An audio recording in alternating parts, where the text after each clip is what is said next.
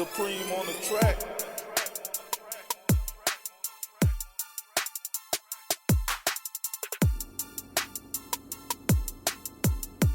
You're now tuned into the Supreme Decisions Legal Minute Podcast.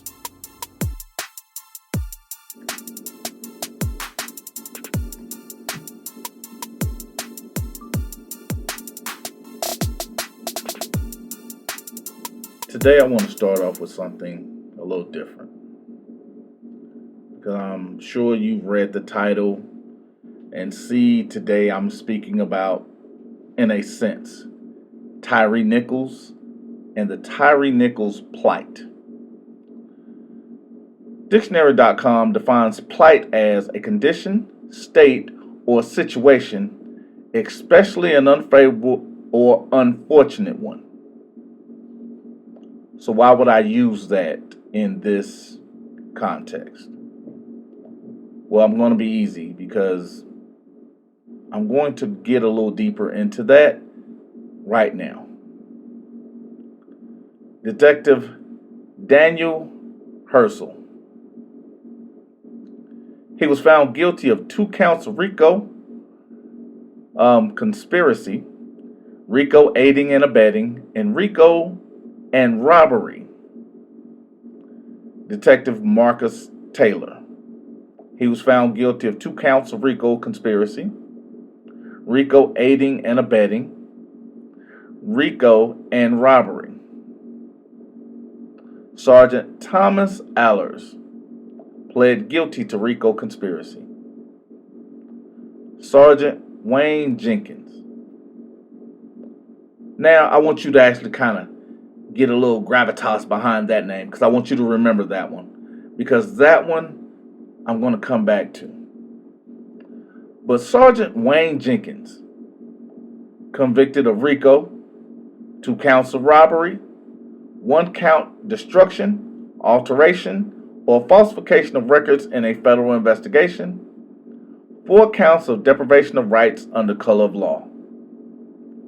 Detective Momodu Bendiva Kento Gandu, RICO and conspiracy, and the intent to distribute 100 grams or more of heroin.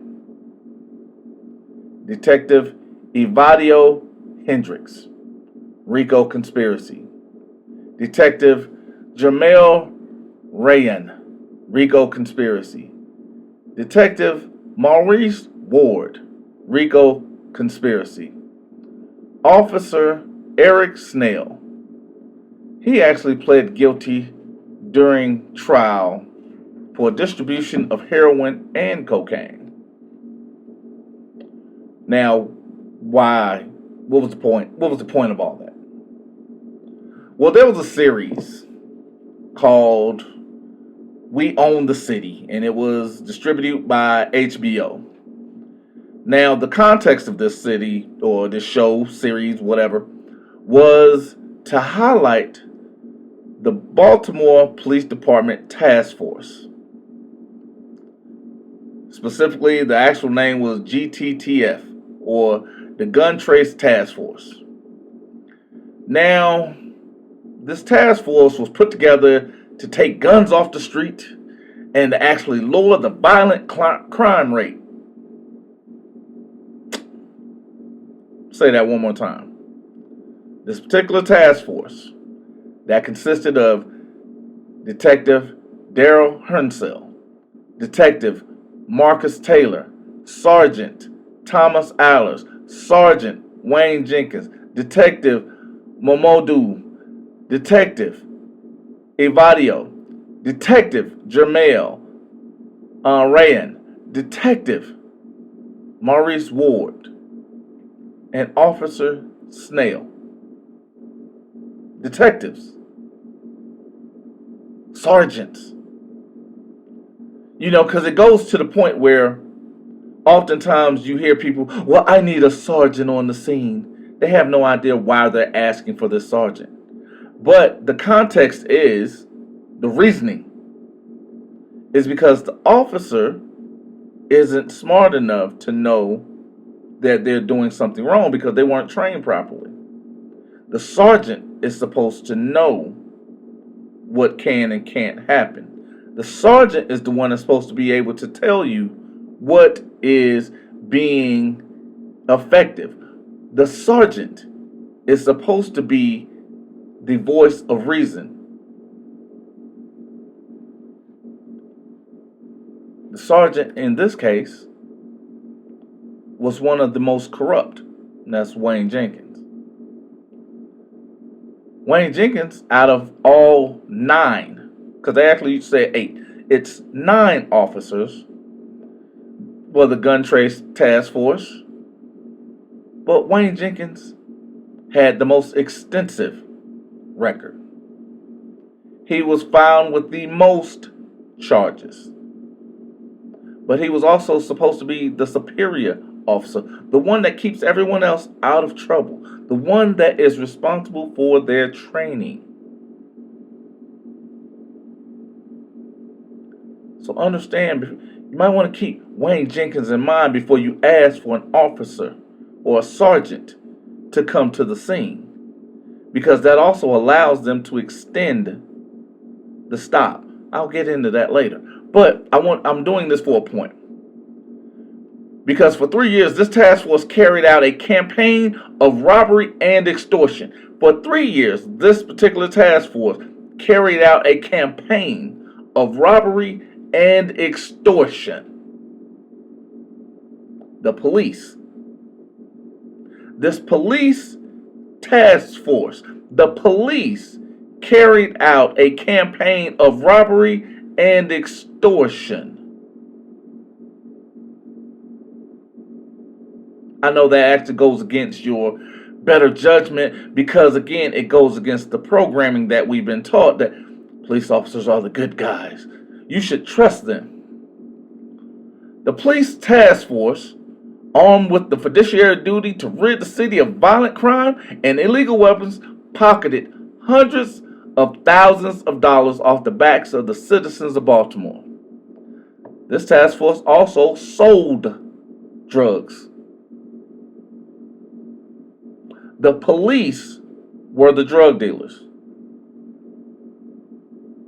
The police were the drug dealers. Now just imagine that.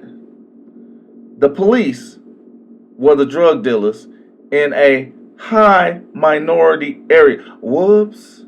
Because again, when we talk about these numbers and how they're skewed, and when people say, well, that wasn't them, that was police doing that.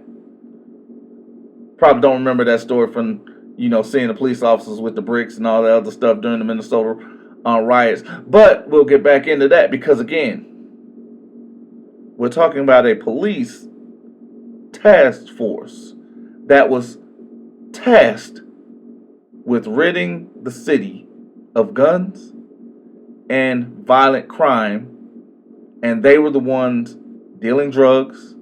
They were the ones with a campaign. They were the ones extorting. They were the ones robbing.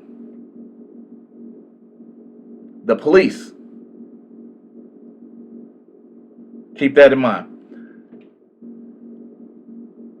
Scarface even said in one of the songs, he lived in a place where the police commit more crimes than the criminals.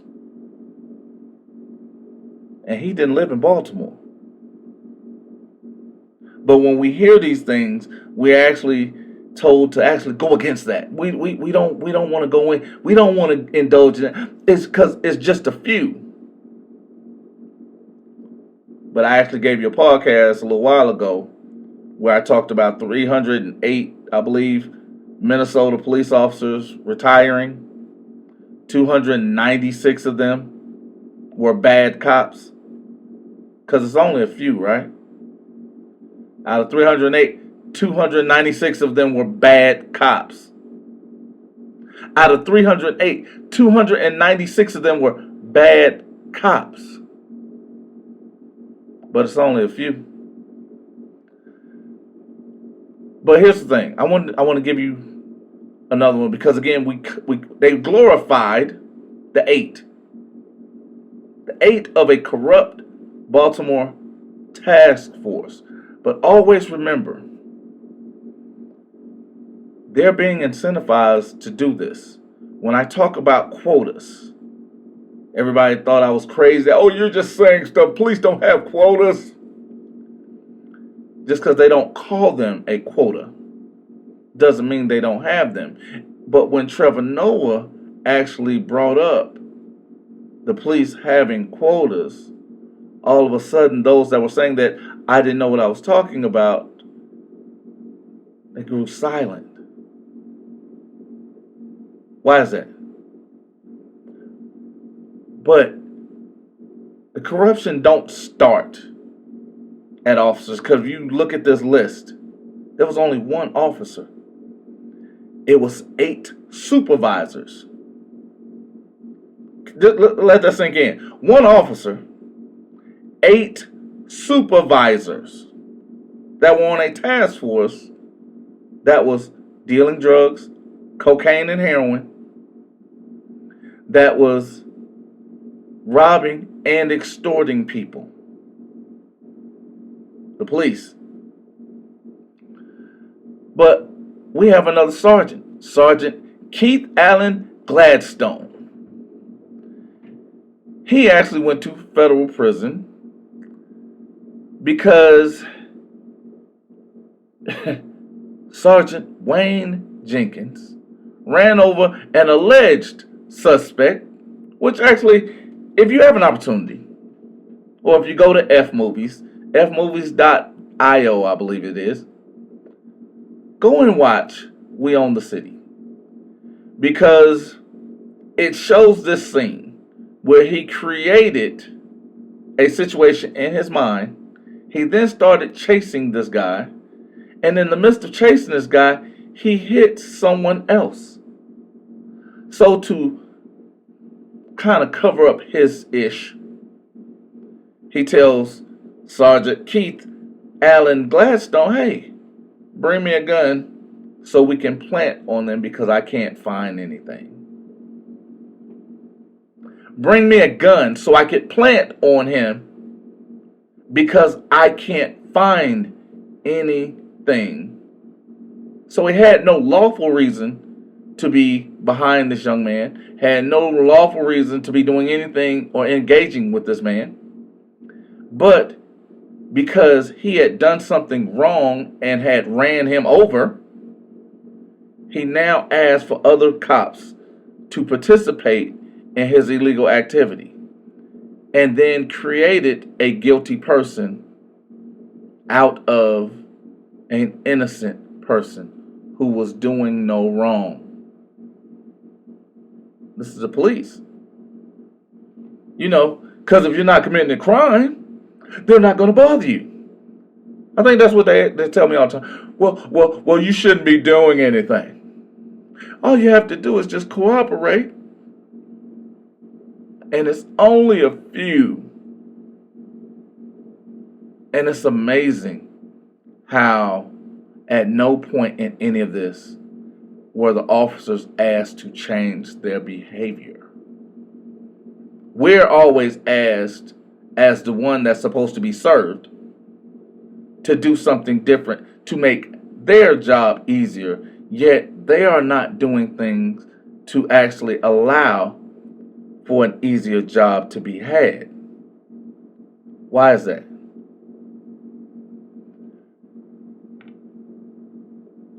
That same officer, Wayne Jenkins, prior to even going to Baltimore, had 4 lawsuits for misconduct. So they knew when they hired him, he was a financial problem. He was a police liability. He was a reason good cops are killed. They knew that prior to hiring him. He had 4 lawsuits prior to becoming a Baltimore police officer. Let that sink in, because you remember I talked about the police union. I talked about the dominoes in this. I talked about the hierarchy, because I'm talking about a chess strategy whenever I'm speaking about any of this. I want you to understand that. Just let it sink in. He was also caught on video planting drugs on a driver at a traffic stop. Wayne Jenkins was caught on video planting drugs on a driver at a traffic stop. You know, this is often the time where people say, well, all you have to do is just cooperate. I even watched a video today, which was amazing. Because everybody came up with an excuse for an officer who illegally stopped someone, who had a fit because that person actually knew the officer's job. And then the officer was like, I'm doing you a favor. Even though what I did was illegal, it was immoral, and against my oath, I'm doing you a favor by exercising my discretion. You know, the thing that I shouldn't even be participating in.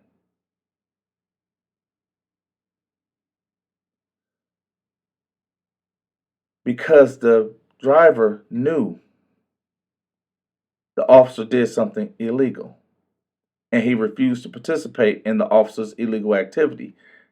The officer then did him a favor. That was a video I watched. But it's astonishing to me.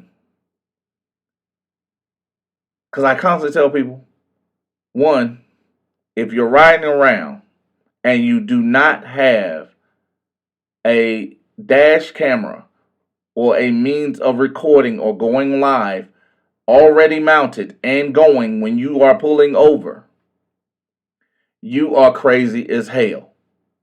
Because we know 76% and growing of police video never make it to court. Let that sink in. It never makes it to court. So what am I getting into?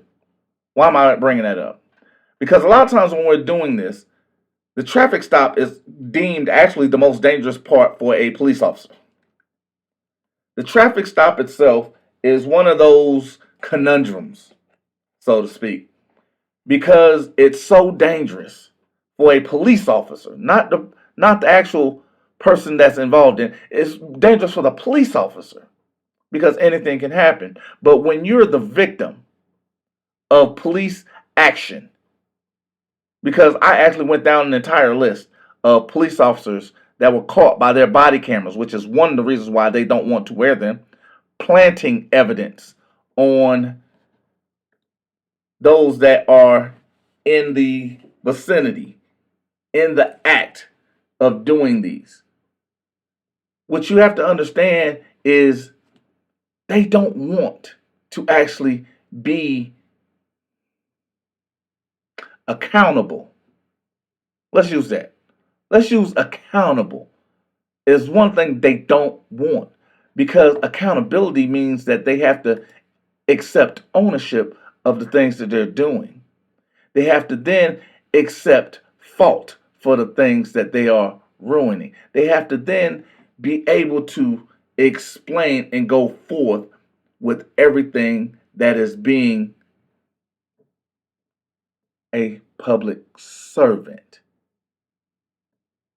Let that sink in for a minute. Because even with that, Baltimore hired him. They placed him on an elite task force, and even the prosecutor, with the video, refused to indict him. So going into this elite task force, they knew he was a bad cop, because there's no other way to put that. They knew he was a liability, and they knew that he would do illegal acts in order to get convictions.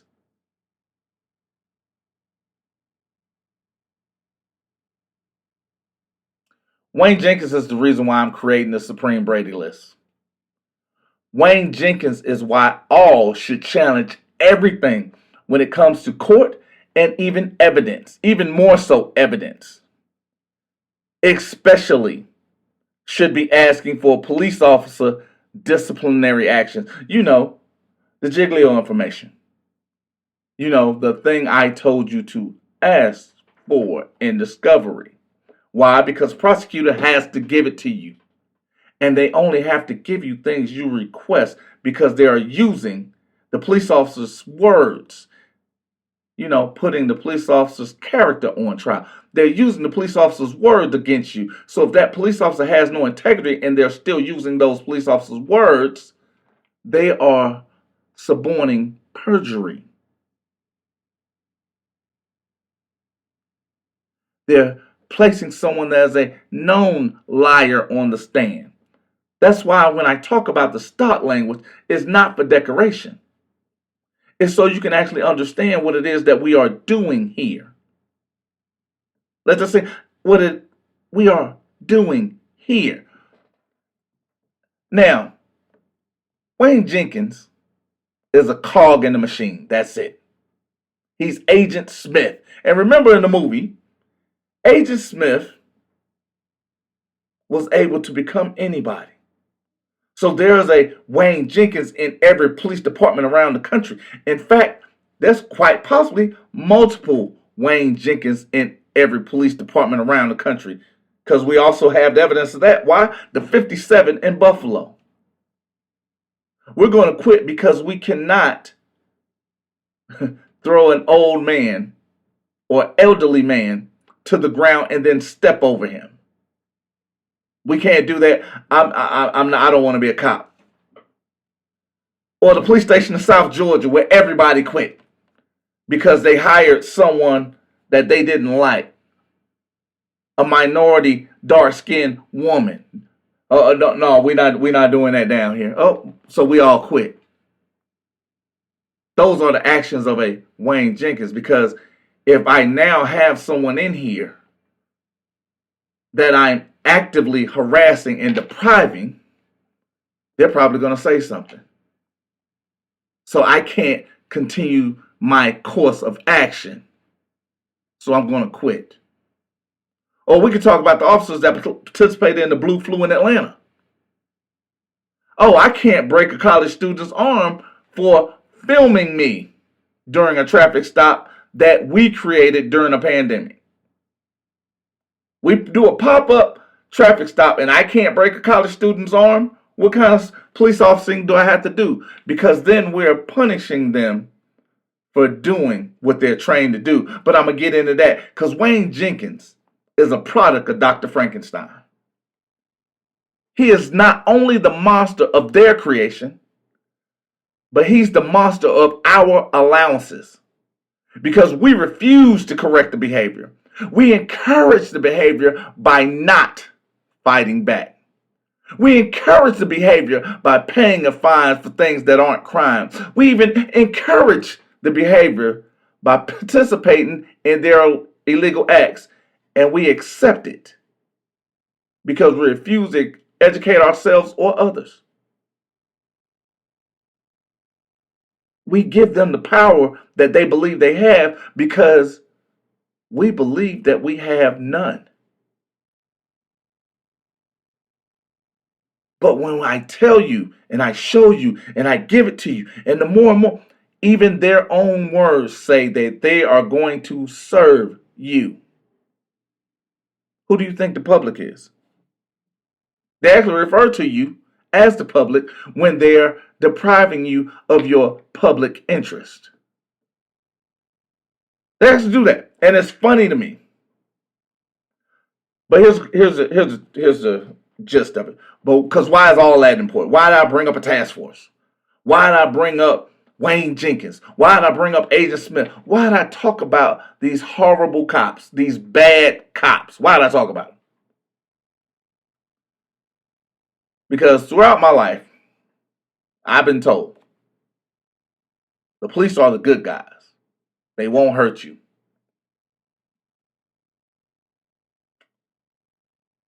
Between the ages of 16 to 40, I found myself on a concrete, face down, in the middle of I-20 several times, face down, with a knee in my back and a gun to my head. That has happened well over 50 times. Oftentimes, you ready for it? oftentimes for nothing more than a traffic infraction, even if I'm just a passenger during that stop. Can you imagine that? Being a passenger and you're being pulled through a window. The officer is throwing you down on hot pavement, face first. They're then shoving a knee in your back, and because you're big, they're doing a little extra. Then put a gun in your head and tell you, I wish you move. I hope you move.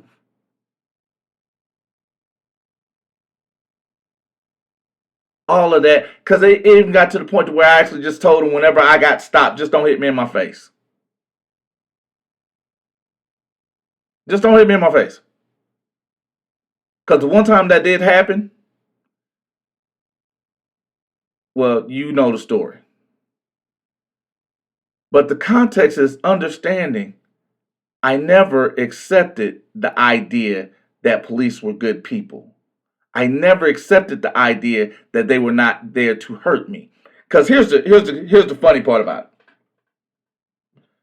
I did a thing where I talked about, it was a short, and it talked about a show of force. If police were really good people, if police were really the good guys, why would just them being present in an area deter anything other than happiness, other than calm, other than peace? They are actually doing it because they know they are the opposite. They are there to incite a source of fear. They're there to incite a source of anxiety. That does not come from something good. That does not come from something that is created to be wholesome. Because even whenever I was coming up, they had these people called the tennis shoe boys, the jump out boys, the red dogs. These were actually police task force. The tennis shoe boys. Now, the funny part about that tennis shoe boys, I was in Atlanta whenever I got my first encounter with the tennis shoe boys. And these guys, they would actually come out at night, and most of them will wear all black. But the red dogs were similar, but the only difference was they would wear red sneakers, which I never got that. But they wear all black but red sneakers. Jump out boys, they would be in all black ski masks. They would never have name tags on. But it would be, we could be sitting at a pizza spot, we could be sitting at the corner store, we could actually be walking home. Several times I've actually encountered jump out boys walking home. Because anybody that knows me, I'm not going to use a car unless I have to. I'm not privy to just jump in a car and just go down the block. I'm only getting in the car if I actually have to. But so I'm walking to this house, and jump out boys jump on you or whatever, because I'm known to be throwing on a hoodie and walking around doing something crazy. Anyway, but that was my experiences with the police, the tennis shoe boys, the jump out boys, the red dogs. Even in Georgia, they had this spot called the Rolling Thunder, and they actually would go around conducting illegal roadblocks. And I know a lot of people getting ready, well, roadblocks aren't illegal. Well, Supreme Court says differently. Considering Mills versus District of Columbia, Mills versus DC 2009, the city of Indianapolis v. Edmond, even Brown v. Texas.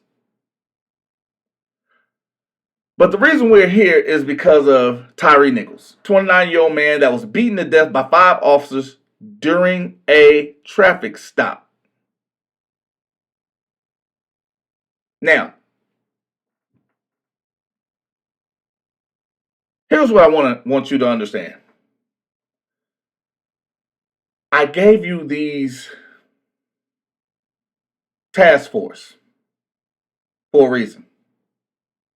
Because even one of the other videos I talked about, it was a task force in, I want to say, New York. And I talked about a lot of things, and most of these guys did not know, most of the police officers on the task force didn't know the things that they were doing were illegal, because they were doing what they were trained to do. And I spoke about the violations in that. I spoke about the Baltimore GTTF squad that was corrupt as hell and how they were doing. I'm speaking about the Rolling Thunder and the illegal acts that they're doing. I talked about Tennis Shoe Boys, the Jump Out Boys, Red Dogs, because none of them wore name tags. None of them followed the actual Constitution of Georgia. None of them followed the Constitution of Florida that required them to be in uniform, that distinguished them. None of them acted as police officers during these encounters, or at least the police officers we're told they're supposed to be. And these Memphis officers not going to get much different because they were part of a task force. Yes, these 5 officers, they were part of a task force designed to actually not go into, basically, what was it? I believe it was drag racing. They wanted to stop the drag race. So they were there for traffic control. That's what the task force, because they were having an immense amount of drag racing and other reckless driving. They even stated that Tyre Nichols, the reason why we stopped him was because he was recklessly driving. Yet, no video that they have or that has been found supports those officers' statements. So these officers lied. I'll say that one more time. These officers lied. Wouldn't you know it? These good people, these guys that are professionals, these guys that are there to protect us, lied about the reason for them stopping Tyre Nichols. But again, you won't hear me say anything good about the Memphis Police Department because I don't recall having any actual good encounters or interactions with them. And I've had several cases where they've either lied on their police reports, go figure, doing what they're trained to do, or even lied in open court and it was excused.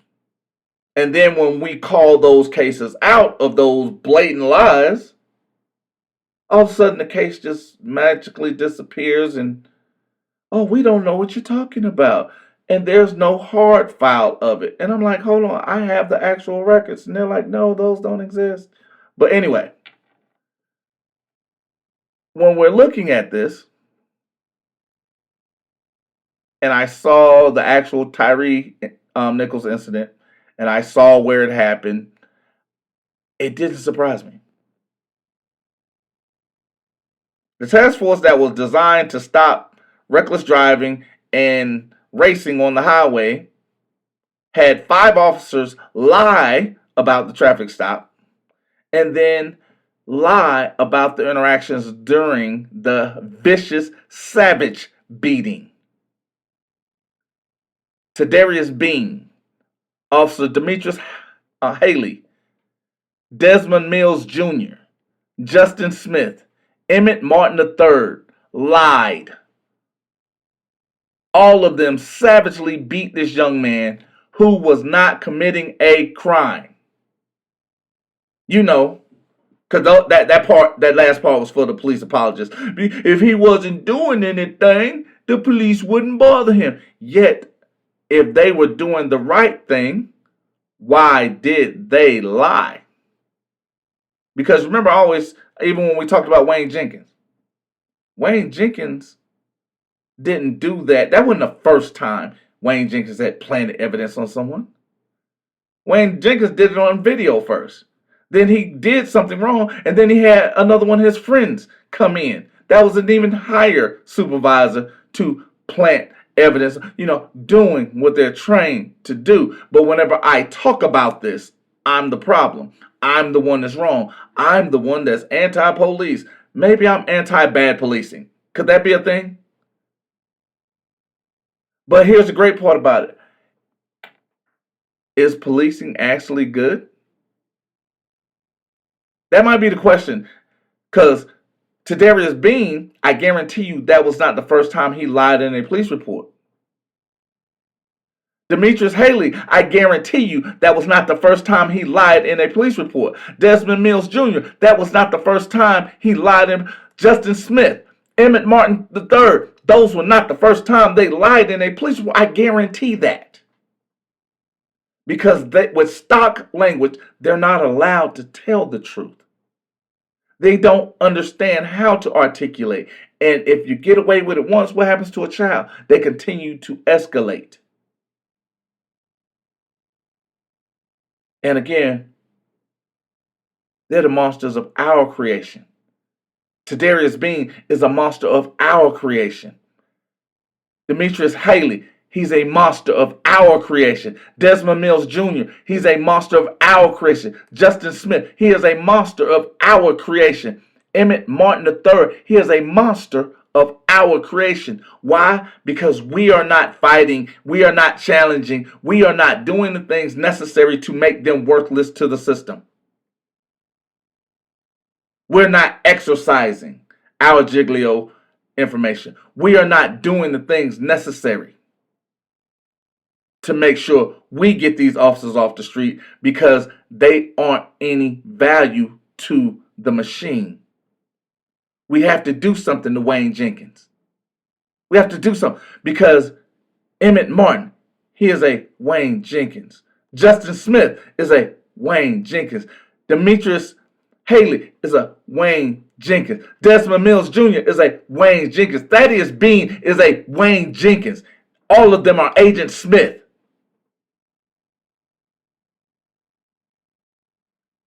We can't allow the actions of these officers to go unquestioned and unpunished.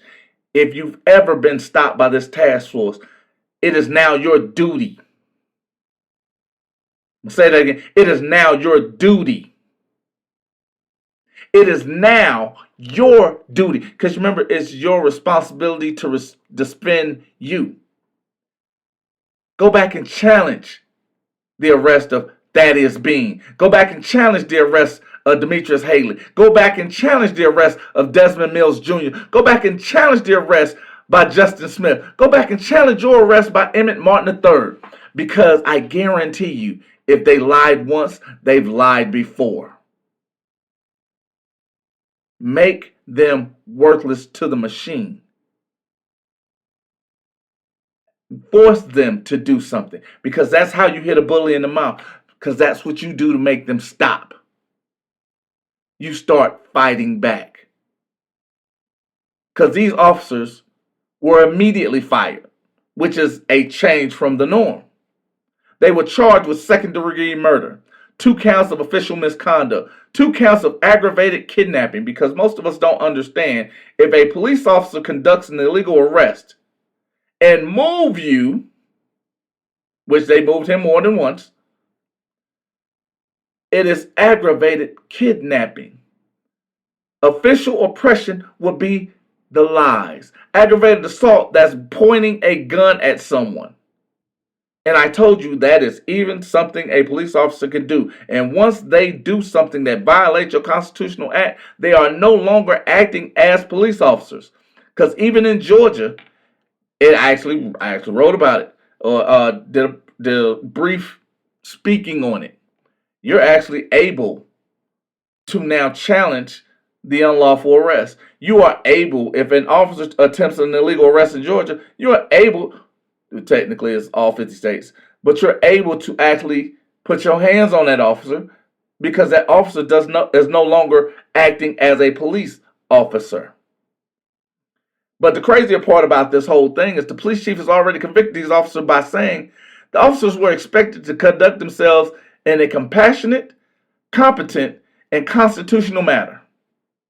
She went on to say that these officers failed Tyre, their communities, and their profession. Now, I'm going to agree with her. But CJ, I want you, I'm going to speak to you for a hot second. These officers weren't new. These officers weren't officers that were fresh out the academy. And if they were, have you experienced time in the academy? Because just like I spoke about in Georgia, Georgia's police training is 6 weeks. Had a friend that went through the programming or training or whatever, and she stated that out of 300 plus, only a handful, literally a handful, should have graduated. But yet, almost the entire class graduated. Georgia is also deemed one of the worst places in the country for inmates, simply because the prison and the police department there as a whole is horrible. I even spoke about the police class that failed, that got caught cheating, and they rehired almost the entire class, even though they cheated to pass a test, which they end up getting dismissed for and then brought back for. Why would you bring back someone that is a known cheater? Why would you bring back someone that did not pass? Unless you want them to do something that's. But I'll get into that because, again, police officers are good people. But when we watch these things time and time and time and time and time again, we're punishing them for doing what they're trained to do. Remember Officer Kelvin Dingle of Atlanta and TikTok fame that stated, pretty much the same thing that the chief just said? The officers were expected to conduct themselves on a compassionate, competent, and constitutional manner. Because he said people weren't smiling at him no more. And he was tired. I stood the entire Officer Kelvin Dingle. Officer Kelvin Dingle. Remember that? Go listen to the podcast. It'll actually be worth it. But he stated we should understand because the officers are trained to de-escalate and be professional.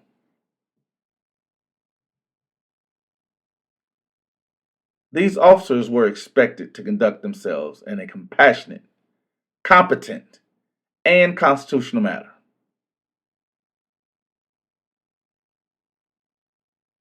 These officers failed. Tadarius Bean, Demetrius Haley, Desmond Mills Jr., Justin Smith, Emmett Martin III. These officers failed.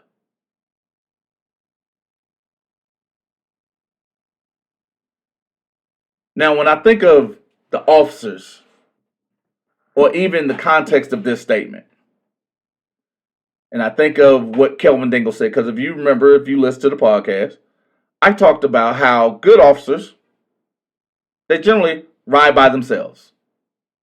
I even spoke about Kelvin Dingle. I said because the videos I watched of Kelvin Dingle, because I didn't just write something and just go and vilify him. I actually watched, I listened, I paid attention, did a little research. I actually said Kelvin Dingle is probably a good cop. Why? How did I come to that? Kelvin Dingle was smiling in most of his videos. Kelvin Dingle, in most of the videos where he was in his police cruiser, was by himself. Most of the officers that I know that are good cops ride by themselves because they are not their brother's keeper, because they cannot reprimand their brother. They can't ride with Agent Smith. They can't sit next to Wayne Jenkins and not say something. And I said Kelvin Dingle is probably that guy. But when you think about the context of what Kelvin Dingle said, officers are trained to be professional and to de-escalate. Kelvin Dingle was probably thinking about himself. Kelvin Dingle was projecting. He was seeing the others as he thinks they should be seen, or how he expects them to be, not as how they are. Because you've had those kind of conversations where people go, oh, he wouldn't do that, because they're projecting, because they wouldn't do that. Or you can't do that because I can't. Well, just because you have a different ability doesn't mean I don't have that ability. Just because you don't have that will doesn't mean I don't have that will. So they're projecting. Oftentimes it's a form of protection. Some people call it love. I call it a limitation.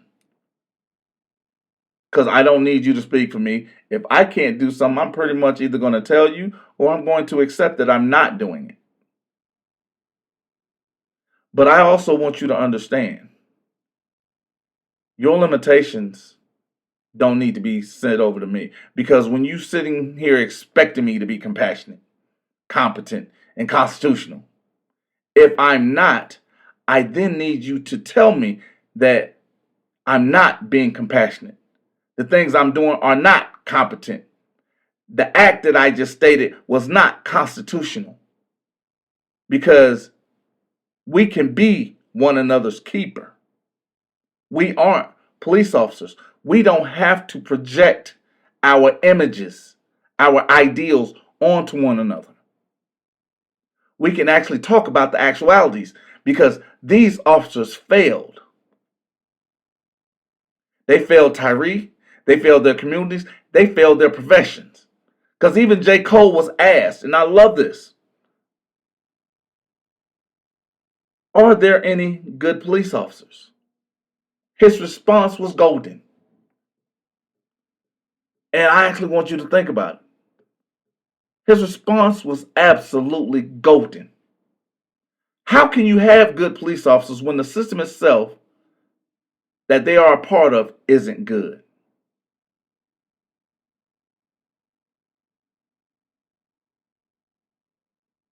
Tadarius Bean, Demetrius Haley, Desmond Mills Jr., Justin Smith, Emmett Martin III, they're cogs in the machine.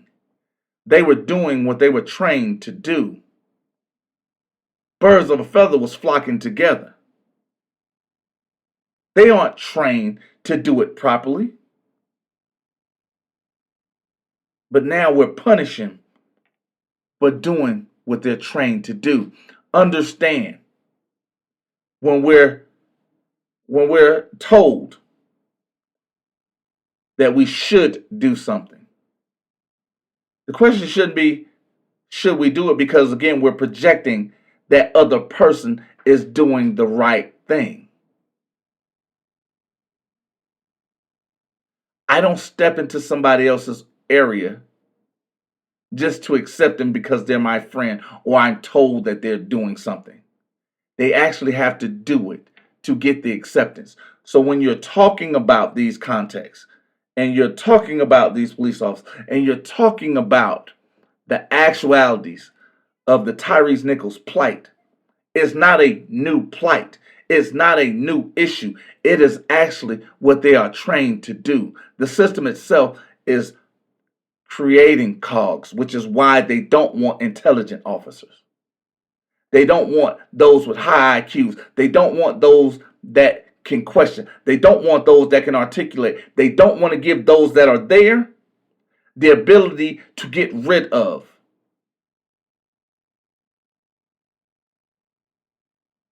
They don't want to give those that are police officers an ability to expel the negativity that's on them. Because how often, just like I talked about, how often do you see a police officer and it's not a negative situation?